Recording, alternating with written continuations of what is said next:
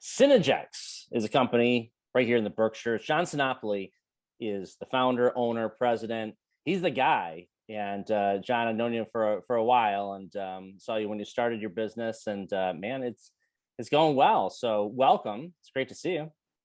Yeah, thank you very much for having me.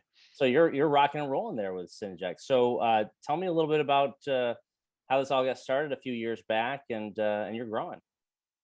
Yeah, it's been a ride. As you know, I started my career right in banking and working in public business, and it was a great learning experience. I spent, I don't know, roughly, I'd say 16 years there. There just came a point in my career where I sort of felt like there's more to it. I feel like there's a connection missing, and made a big career decision to kind of spin off and start a company that's a little closer to a place where where at least I feel like we can add some value. And we felt like there was some opportunity to do that.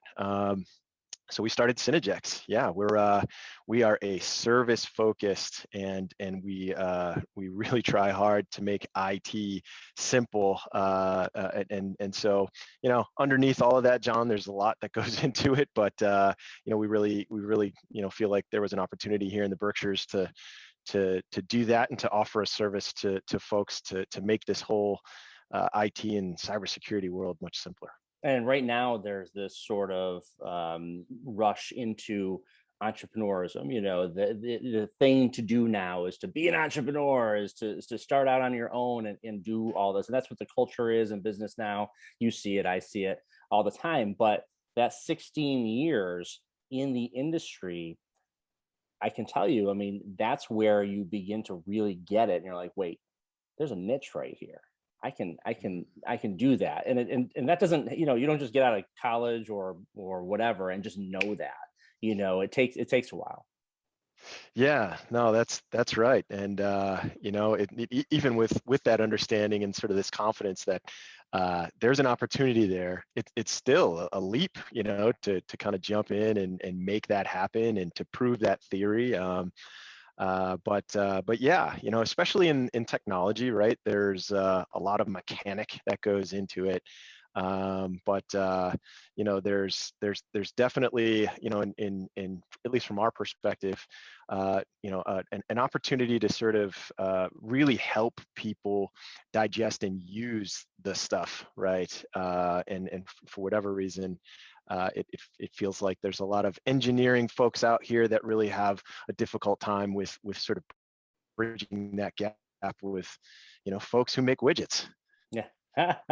Totally. Totally. So, looking at that, you've added employees, and I know that there are challenges, and we hear about this all the time, of getting quality workers to quality jobs here in the Berkshires, and that's something that I've had this conversation a zillion times, probably with you in the past. But you're finding qualified people, and they're also working here, because we've also had this conversation about how uh, people can work anywhere. And so when you're hiring people, are they actually coming to the Berkshires? So all your people, they're here. They're here. They're here. Yeah. No, it's definitely a challenge, and we've explored, hiring remotely. And at some point, that might be something we have to do. But I grew up in the Berkshires, right? I love it here. I think we have a lot to offer, and where we can, we're going to make every effort to try to hire here. Culture, is a huge thing, as you can see from the office environment. We're sort of big on culture. We have this giant whiskey cave of an office with a ping pong table and lots of different places you can sit and work, including outside. Those are all important things when building a company. Those are things I learned, in my 16 years prior. Successful teams, it's not just about skills. It's about the vibe. It's about being happy at work, and that's a tough thing to do remotely. And we have all the tools, for that sort of stuff right here in the Berkshires. So we're going to invest there. And so, looking at that, of course, the hiring challenge that there's there, you're overcoming that and getting through that, just like every business is doing its best. The Berkshires as a place to do business, it's your home, it's where you grew up, where we grew up. but there are benefits and there are challenges that go along with that. I think the workforce is one of those challenges. Um, Cost of living when you're bringing people to the Berkshires is actually pretty good. I mean, obviously, different parts of the Berkshires they are different. But tell me about that, and what can we do as an economic development community to maybe help businesses in that effort, particularly recruiting. I suppose is probably the biggest challenge. Yeah, to some degree, I think, last year sort of helped us, to that Hmm. end. Just I think just the general. I believe I saw some stat on Facebook or something recently about Pittsfield being the Yeah, fifth most relocate. That's fantastic. I mean, all of that stuff, and highlighting those things that are important to life, to people who appreciate that work-life balance is key. I think, the ways that we can sort of attract and reinforce that, there's a lot of different ways to approach it.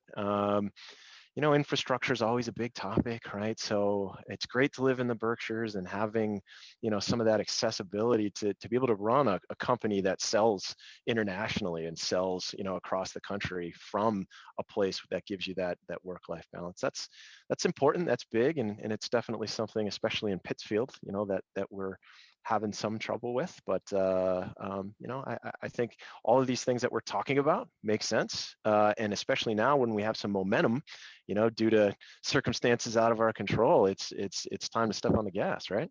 yeah, and then especially for younger employees, younger families, they got to have things to do, and I think the Berkshires do have things to do, but primarily a lot of it is sort of in that cultural venue range, and I think we're getting there and doing, and I've been hearing a lot of rumblings of different kinds of events and things that are more catered toward the sort of younger crowd, which I think will help us on the long run because the cultural venues generally is an older group of people who attend. I'm seeing good things. I mean, I don't know. Maybe I'm just an eternal optimist when it comes to the Berkshires, but I notice, there's definitely, some younger, very energetic folks who are driving business and who are, bringing, folks into this area that are talented and sort of match with energy. It's exciting, and it's exciting to see sort of what happens when some of those things, when they occur. So it's looking good from my lens. I think we're doing better. I think we're on Yeah, the right track. I think so. I think we are. So looking at it, the industries that you work with, the businesses that you work with, and you do a good job highlighting that. In fact, one of the reasons why I thought of giving you a call, John, is I see these Instagram posts with some of your clients who are happy with your work and so forth. That's a great concept of marketing, by the way. So so tell me about who you're looking to attract and what size businesses. What is it? What is your target? Yeah, and I'm glad the ads are working, John. We we've been fortunate in that, some of the relationships we've built early on, between Synagex and other business, they've been really good, with growing businesses that have they have needs, that are sort of larger than just, the simple IT stuff. We want to kind of push up the strategic stack, and we've been able to do that with them and help them grow. It's been, sort of really good. I think Synagex, we work with, just about any small to medium sized business. I mean, IT is a need for anybody. So, to that end, if anybody's out there and they just want simple IT solutions and they want a team that's accountable for it and can just deliver a simple result, right? We all want sort of that uh, Alexa or Siri to sort of translate to everything in the office and how my IT works. That's really what we specialize in, but we're also a bunch of bankers, John. There's a few folks on the team here that are, we not only speak geek, but we speak cybersecurity and risk and compliance and all of that, have to do stuff in regulated space. So we've done a lot of work with uh, Department of Defense, small manufacturing, and cybersecurity work in general. That's really kind of been a big growth area for us over the past year. Outstanding. So, it seems like, you can work with the smaller businesses and do that, but then, those big contracts, those have got to be nice, with some of those bigger entities. And, the financial institutions, hey, generally, they're always going to be there. And they are usually are pretty good about budgeting things like that. So yeah, it's a good niche right there. Cybersecurity has just become a big. I did a quick conversation. We're members of the Berkshire Innovation Center and big proponents of their mission and what they do. And I've done a couple of interviews with them, just sort of around what's happening lately and COVID impacts. And Ben asked me a question about what's the next big thing, right? We're in technology. Tell me what the next cool thing is going to be: virtual reality, artificial intelligence, all this good stuff. And I disappointed him with this answer, and I said, I think the next big thing is going to be cybersecurity, Ben. It's way less boring than you want it to be. I'm so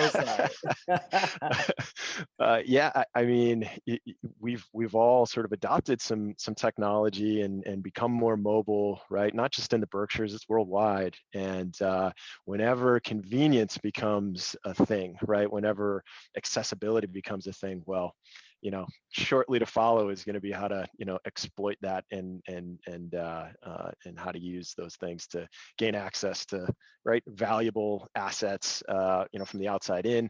Cybersecurity has been a huge topic for businesses all over the place, even, the ones that aren't regulated. Nobody wants to get broken into, and so, we've spent a lot of time trying to take that whole complicated world and, again, apply the Synagex sauce and try to simplify it a little bit. The Synagex sauce. I like that. I like that. John Sinopoli. Hey man, great pleasure. It's great talking to you again, and I wish you continued success and continuing to grow. We love those businesses creating more jobs, and plus, someone from the Berkshires like you, who's dedicated to this region. It's fantastic. So I wish you the very best.